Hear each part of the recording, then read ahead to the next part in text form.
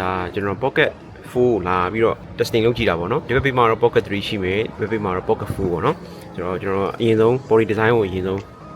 ညှိရှင်းပြမယ်ပေါ့နော် pocket 4ရဲ့ဒီအနောက်ကျော design ကနည်းနည်းလေးပို့ပြီးတော့အကြောင်းကြီးကျဲပြီးတော့နည်းနည်း grip ပိုကောင်းတယ်လို့ခံစားရတယ်ပေါ့နော်နောက်တစ်ခါကျတော့သူ့ရဲ့ဒီအသားပေါ့နော်ဒီအမဲရောင်အသားကလည်းဒီ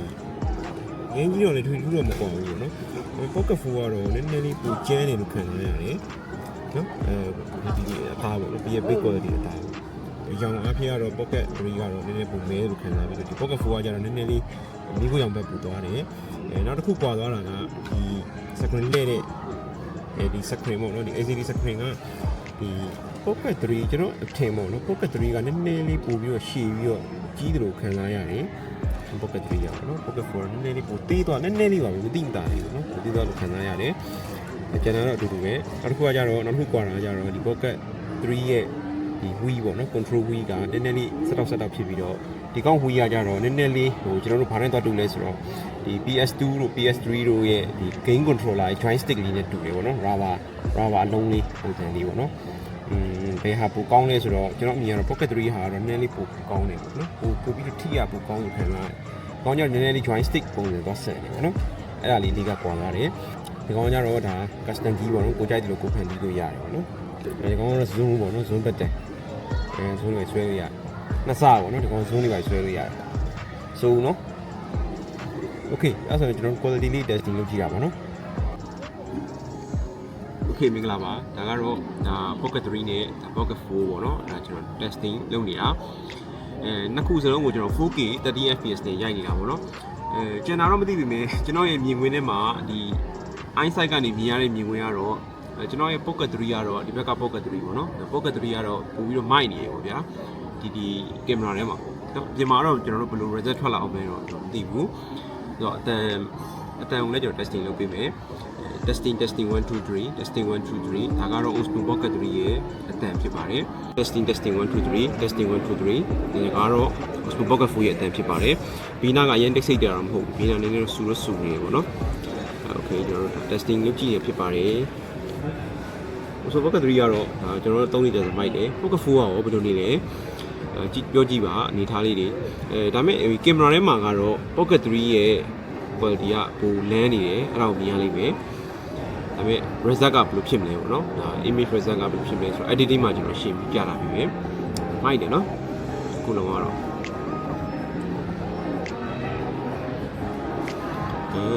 ရှင်းပဲနော်အတန်လည်းကျွန်တော်တစ်ချက်ကြည့်တွေ့ရတယ် 4K 30 fps နဲ့ရနေတာဖြစ်ပါတယ် okay နောက်ကိုကြည့်ကြလိုက်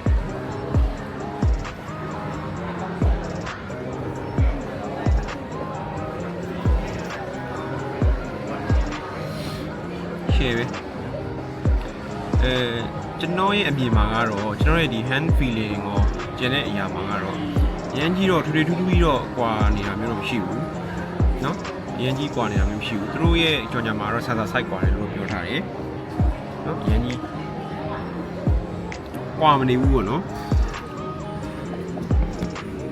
first experience မှာကတော့ကျွန်တော်က pocket 3ရဲ့ဒီ display ကိုပြီးတော့တော့ကြာနေတယ်ကြာနေသေးပဲပေါ့နော်ပေါ်ရင်းနဲ့တင်လိုက်နော်အဲ့ဆို ID result လေးကိုကြည့်လို့ရပါတယ်နော်ဒီကျွန်တော် face tracking လုပ်လိုက်မယ်ပေါ့နော်ချက်ထောက်လိုက်မယ်ဒီဘက်မှာလည်းချက်ထောက်လိုက် face tracking လုပ်လိုက်မယ်ပေါ့နော် face tracking ရှင်းပြီကျွန်တော်ပဲစိတ်ထင်လို့လားတော့မသိဘူး pocket 3ရဲ့ LCD screen ကbezel လေးပိုကောင်းနေတယ်ပိုလှနေတယ်အရင်ကြီးထူတယ်လို့မခံစားရဘူးပေါ့နော်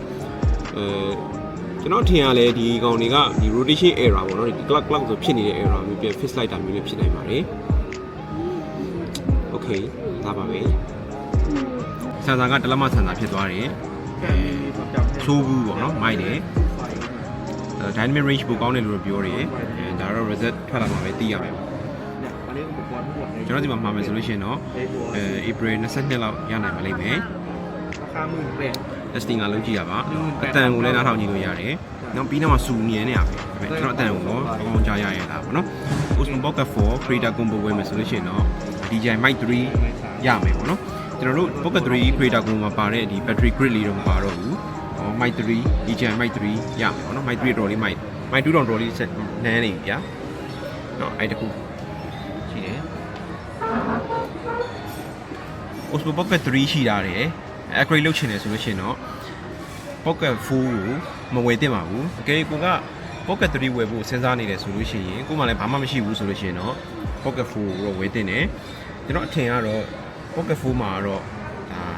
rotation error တို့ပါတော့ပေါ့နော်ကျွန်တော်တို့ Pocket 3မှာဖြစ်ဖြစ်တာရှိ error တွေတချို့တော့ fix ပေးလိုက်ပြီးတော့ထင်းတယ်big quality ကလည်းမိုက်နေပေါ့နော်နည်းနည်းလေးပိုကောင်းတယ်လို့ခံစားရတယ်စိုးပါဘူးနော်ဝယ်တော့ဝယ်သင့်တဲ့ထက်ပါတယ်မဆိုးဘူးပေါ့နော်သိရမလား Osmo Pocket 3တစ်လုံးကို16,000 18,000ဖြစ်နေတဲ့အချိန်မှာဒီကောင်က18,900 19,000ပတ်ချာလေးနဲ့108 GB ပါတယ်ပေါ့နော်သူ basic memory လည်းပါတယ်107 GB ပါတယ်ဆိုတော့မဆိုးဘူးနော်ပြီးတော့ Pocket 3ကို memory card ပို့ထပ်ပေါင်းလိုက်တယ်လို့ပဲပေါ့နော်မျက်စိထဲမှာတော့အဲ့လိုလေးမြင်ထားလိုက်နော်ဝယ်တော့ဝယ်သင့်တဲ့ထက်ပါတယ် share ပဲ okay